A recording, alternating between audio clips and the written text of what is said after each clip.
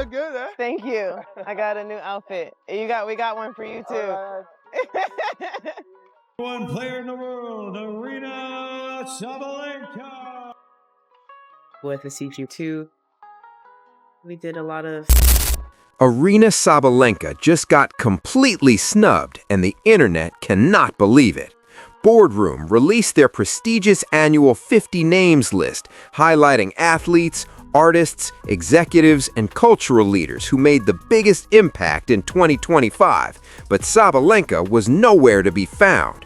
Coco Gauff made the cut, while the reigning player of the year and world #1 for most of 2025 was completely left off. The reasoning behind this omission has tennis fans spiraling, debating who truly deserved the spot more. Boardroom's list isn't just about winning, it's about influence, cultural relevance, business moves, and shaping conversations beyond your sport. Among tennis players, only Coco Gauff and Carlos Alcaraz made the list, leaving Sabalenka's exclusion shocking to fans and sparking a heated conversation online. Good, look good, huh? Thank you. I got a new outfit. We got one for you too.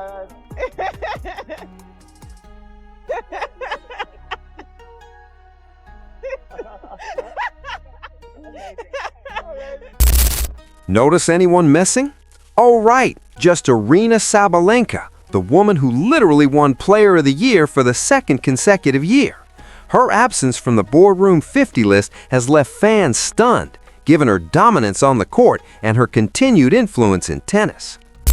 One player in the world, Aryna Sabalenka.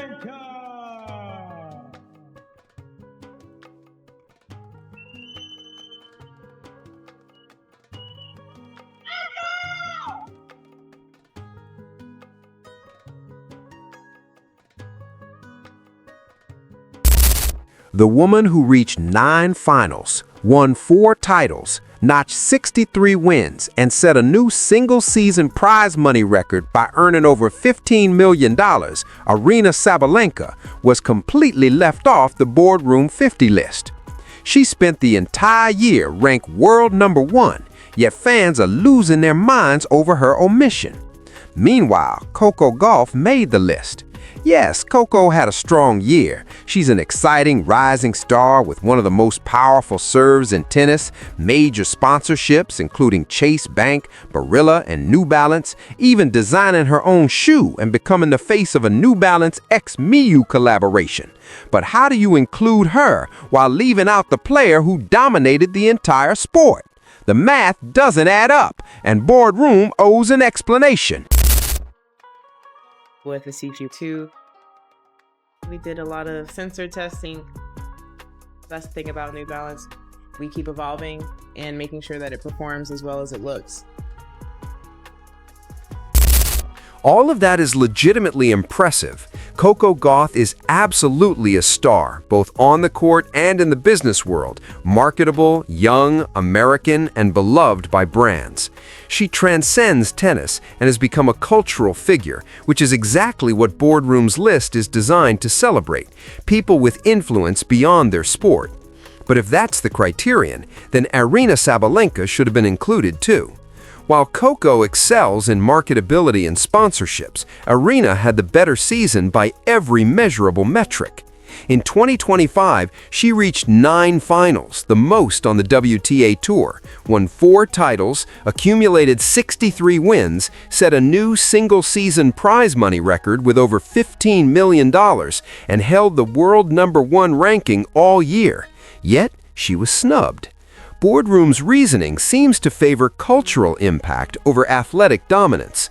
Coco, being American, charismatic, media-savvy, and brand-friendly, has the crossover appeal Aryna doesn't pursue, as the Belarusian focuses on winning matches rather than fashion collaborations or American endorsements. The result, despite Aryna's dominance, consistency, and back-to-back Player of the Year honors, she was overlooked.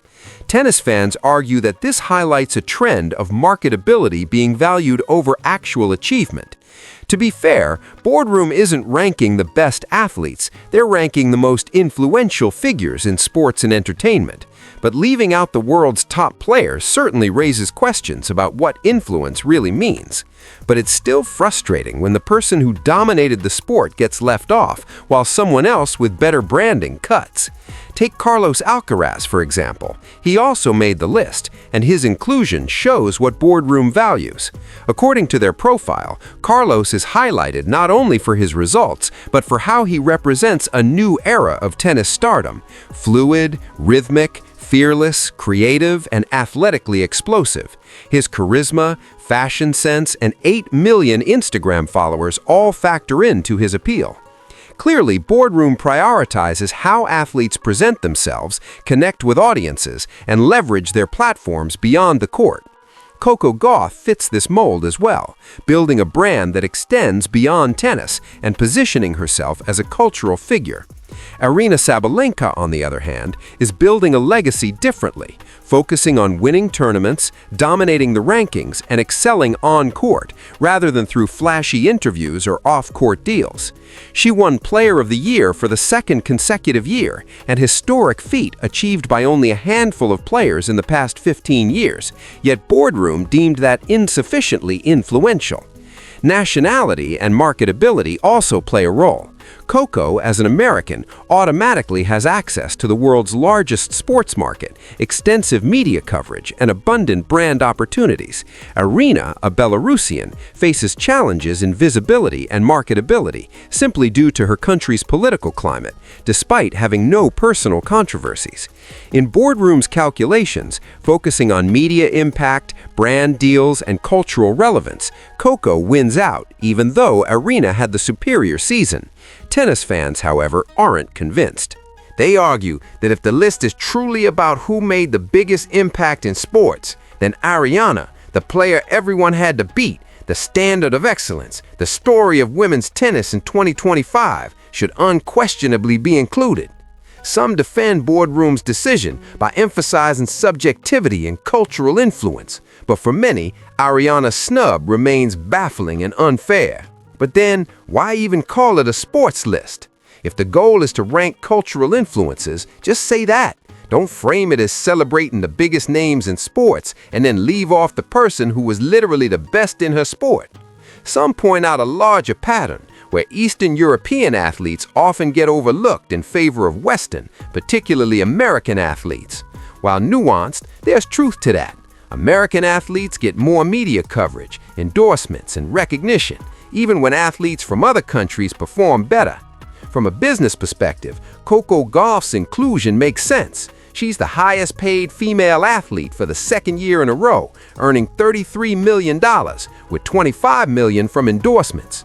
She's a marketing powerhouse, and brands are heavily invested in her, exactly the type of influence Boardroom wants to highlight.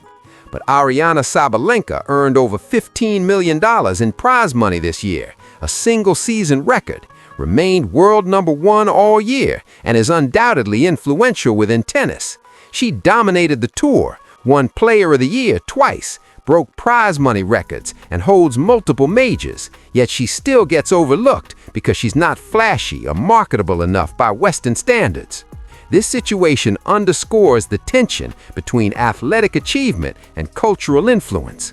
Ideally, the best athlete would automatically be the most influential, but marketability, nationality, language, personality, and branding often outweigh pure performance. Coco Gauff deserves to be on Boardroom's list for her incredible year and cultural impact, but Sabalenka also deserves recognition as the top player in women's tennis. Leaving her off sends a troubling message about what we truly value in athletes. Ultimately, whether Boardroom made the right call depends on whether you prioritize cultural influence or actual dominance in sport. And either way, it's sparking intense debate.